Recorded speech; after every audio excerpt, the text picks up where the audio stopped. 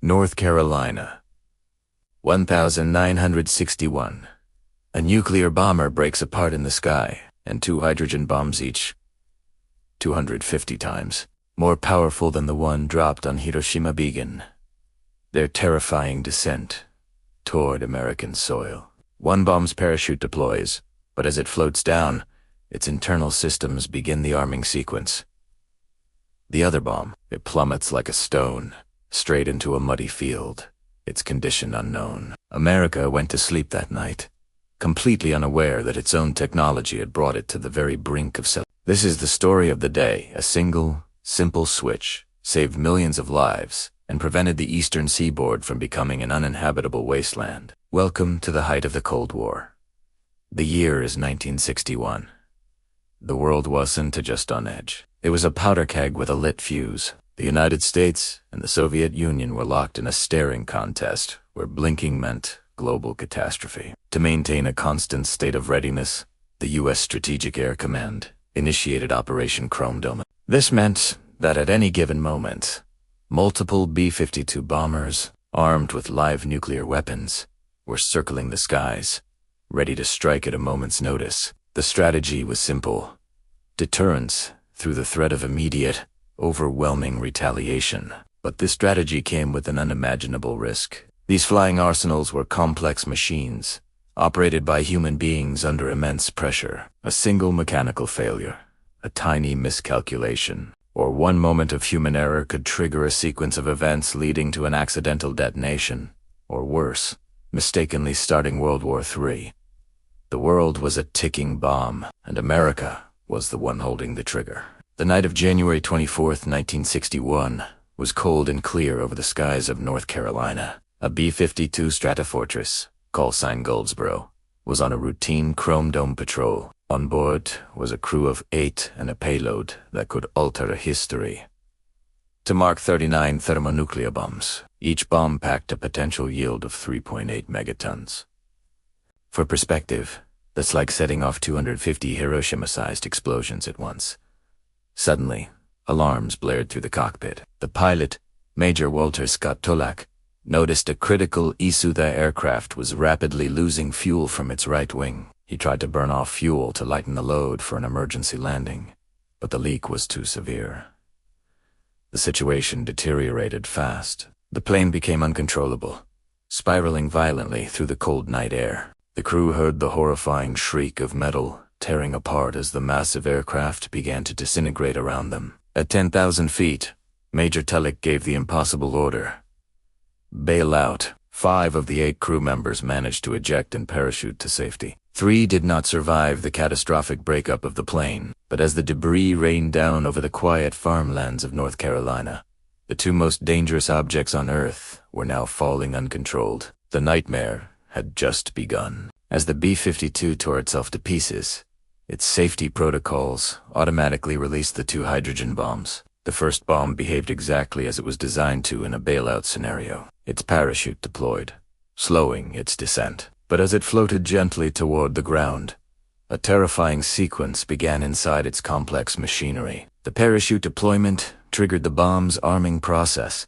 Step by step, the internal mechanisms prepared the weapon for detonation. A Mach 39 bomb had 4 key safety mechanisms to prevent an accidental explosion. One by one, as the bomb drifted down, they failed. The first failed. The second failed. The third failed. The bomb was now essentially live. 3 of its internal triggers were screaming fire. Only one final safeguard remained: a simple, low-voltage switch, known as the ready-safe switch. It was the last line of defense. The foul said, if that switch had been in the armed position, the bomb would have detonated upon impact, unleashing a multi-megaton blast. By some miracle, that one switch was in the safe position. One tiny electrical whisper said "Anno," and that whisper saved the entire East Coast. But the story gets even more frightening. While the first bomb was a near miss of apocalyptic proportions, the fate of the second bomb was an even bigger mystery. This bomb's parachute failed to deploy. It free fell from thousands of feet, accelerating to terminal velocity before slamming into a muddy tobacco field near the town of Faro.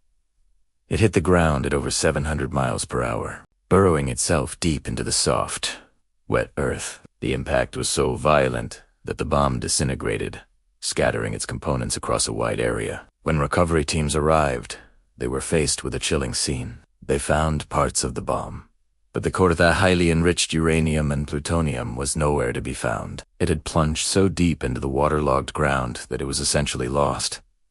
The excavation was a nightmare. The technicians knew they were digging for the most dangerous object man has ever created was its stabling. Had the impact damaged the arming mechanisms in an unpredictable way? They didn't know if the bomb was dead or just pretending.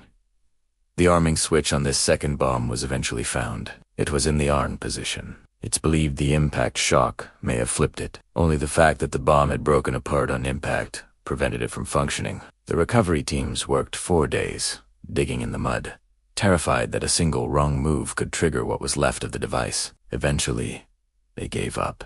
The secondary stage of the bomb, containing the uranium, was never recovered. To this day, it remains buried somewhere beneath that North Carolina field, a permanent, radioactive scar from the day America almost nuked itself. Immediately following the incident, the Pentagon launched a massive The public was told a military plane had crashed, but the nuclear aspect was kept under the tightest straps imaginable. The details of the Goldsboro Broken Arrow Incident were classified as top secret and buried for decades. It wasn't until 2013, over 50 years later, that a declassified document brought the terrifying truth to light. The document, written by a senior engineer at the national laboratory responsible for the bomb's safety mechanisms, was chillingly direct. He concluded that 3 of the 4 safety systems on the first bomb had failed in flight. So, what if our luck had run out? What if that final switch had failed? The explosion would have been 3.8 megatons. The immediate fireball would have created a crater over a mile wide and incinerated everything within a 17-mile radius. Major cities like Goldsboro, Raleigh, and Durham would have been instantly vaporized. The blast wave would have flattened buildings for dozens of miles in every direction. But the blast would have only been the beginning. The real catastrophe would have been the nuclear fallout.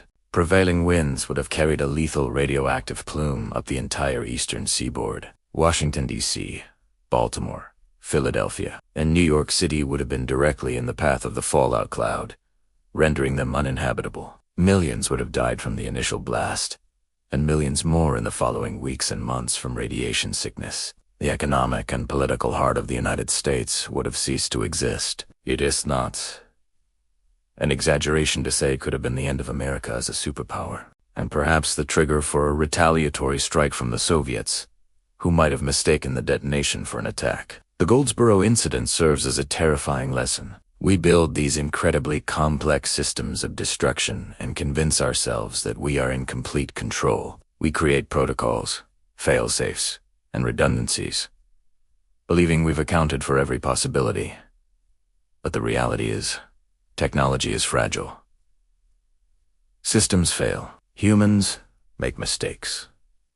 The story of Goldsboro reveals that our survival has, at times, hung not on our mastery of technology, but on sheer, dumb luck. Today, nuclear arsenals are more sophisticated, but the fundamental risk remains. As long as these weapons exist, we are just one computer glitch, one mechanical failure, one human error away from a global extinction event. We think we control our weapons, but the truth might be far more unsettling. Sometimes, our weapons control our fate. The scary part is, we'll only know for sure when it's too late. Thanks for watching. If you found this story as mind-blowing as I did, hit that like button and subscribe for more deep dives into forgotten history. See you next time.